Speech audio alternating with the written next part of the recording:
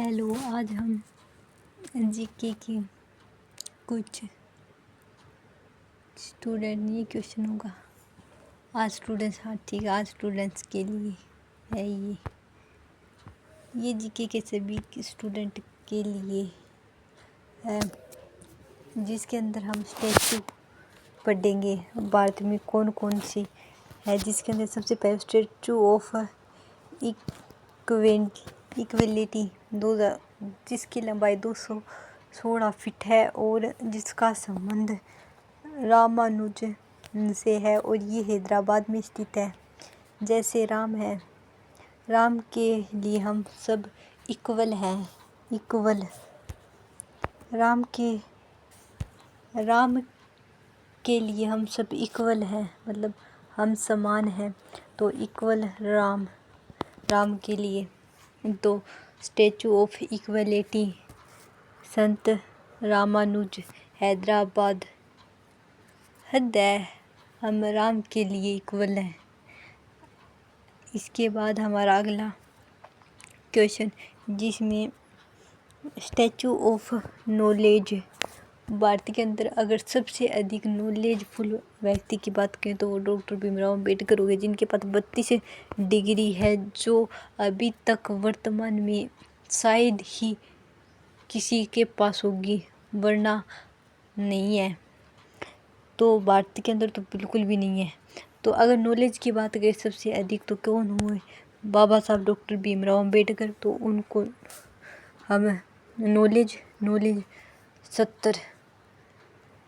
70 feet और उनको knowledge था, तो नॉलेज था किसको था, बाबा साहब डॉक्टर भीमराव अम्बेडकर को। और इनका जन्म कहाँ हुआ था, महाराष्ट्र में। तो महाराष्ट्र में इनका जन्म हुआ था। तो इनका जो स्टेचू है वो महाराष्ट्र में लातूर के अंदर है। और इसके बाद हमारा अगला क्वेश्चन, जिसमें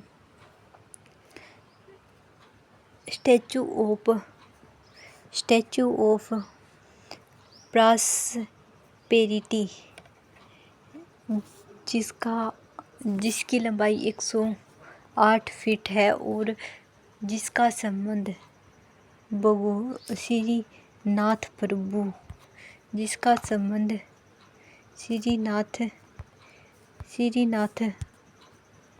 प्रभु कैंपगोड़ा से है। तो इनका जो संबंध है वो बेंगलुरु से है।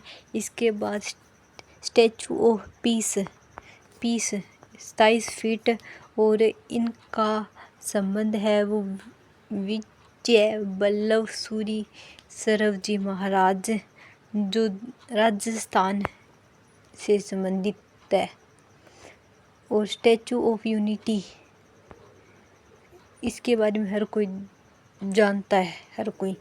स्टैचू ऑफ यूनिटी जो 182 मीटर ऊंची है और विश्व की सबसे ऊंची प्रतिमा है, जो सरदार वल्लभ भाई पटेल, जिन्हें हम लोहा पुरुष भी कहते हैं, और गुजरात के अंदर इनका जन्म हुआ था। और केवड़िया में ये स्थित है। और इन्हें वारदोली की महिलाओं ने सरदार की उपाधि दी थी। सरदार की उपाधि वारदोली जो सत्याग्रह था उसके अंदर यह उपाधि दी गई थी। जिसके बाद स्टैचू ऑफ बिलीफ, विश्वास मतलब विश्वास। तो विश्वास हमें किस पर है, विश्व के जो रूप है उसके ऊपर, विश्व के रूप पर हमें विश्वास है, जो भगवान शिव जी से संबंधित है। देखो, कोई अगर भगवान शिव है, भगवान शिव के जो विश्व का जो रूप है ना, उस पर हमें बिलीफ है। बिलीफ मतलब विश्वास है। तो इसका हो जाएगा शिव। जैसे भगवान शिव भगवान शिव के विश्व के जो रूप है उस पर हर किसी को बिलीव है, मतलब विश्वास है, जो राजस्थान के अंदर स्थित है। राज भी करेगा तो राज कौन करेगा? राजस्थान ही करेगा, राजा महाराजाओं की भूमि। अब बात आती है स्टैचू ऑफ वननेस, जो किससे संबंधित है? वननेस, जगत गुरु। कोई जगत का गुरु होगा वो एक ही होगा, तो अगर कोई जगत का गुरु होगा एक ही होगा तो वन और जगत का गुरु एक ही होगा, जगत का गुरु एक ही होगा तो वन होगा, तो आदि शंकराचार्य। और इसके बाद ये स्थित है मध्य प्रदेश के अंदर। अब ये मध्य प्रदेश के अंदर स्थित है। इसके बाद हमारे थोड़े से क्वेश्चन है जो अलग से लिए गए हैं,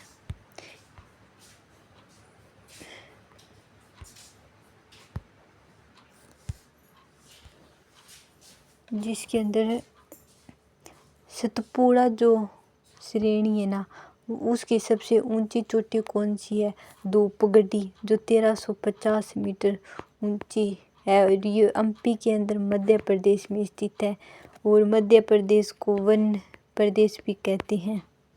और जो मलेशिया की राजधानी को क्या है?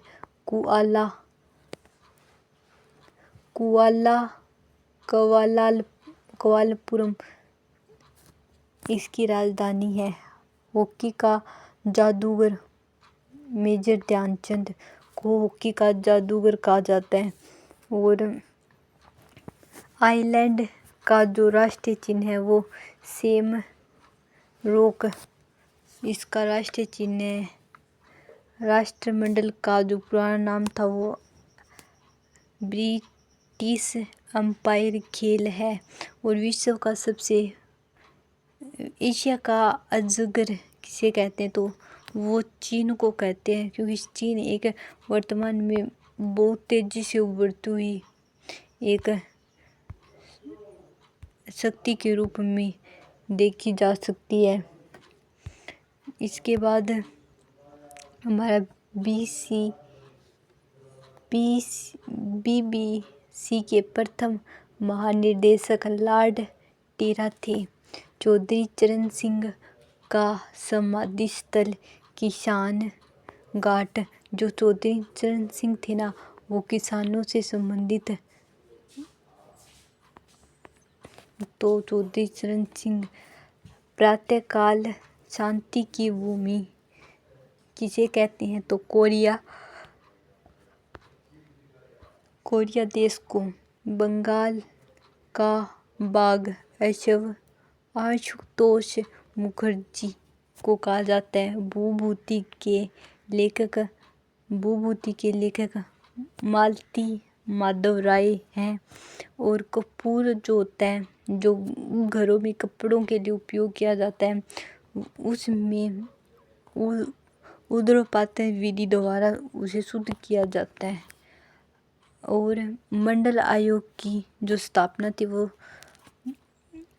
इस मंडल आयोग की स्थापना आरक्षण से संबंधित कन्फर्म नहीं है। मंडल आयोग की स्थापना 1719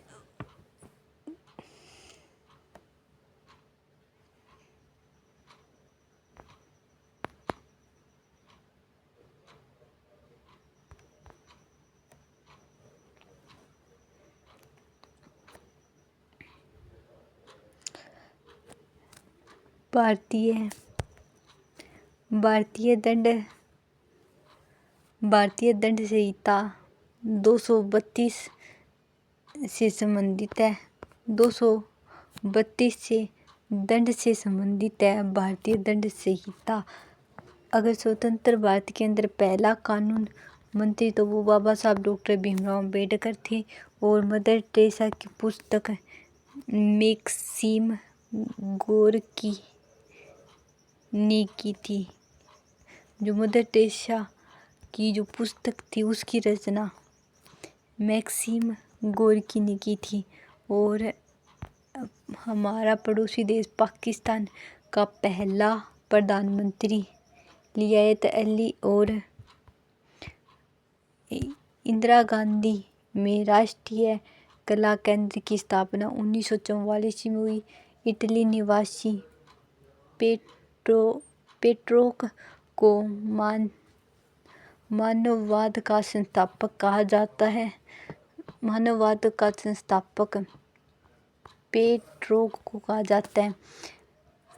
अभय घाट मोरारजी देसाई का जो घाट है वो अभय घाट है। हरिहर और बुक्का जिसके पिताजी का नाम संगम था और इनके कार्यकाल को संगम वंश संगम काल भी कहते हैं। और इन्होंने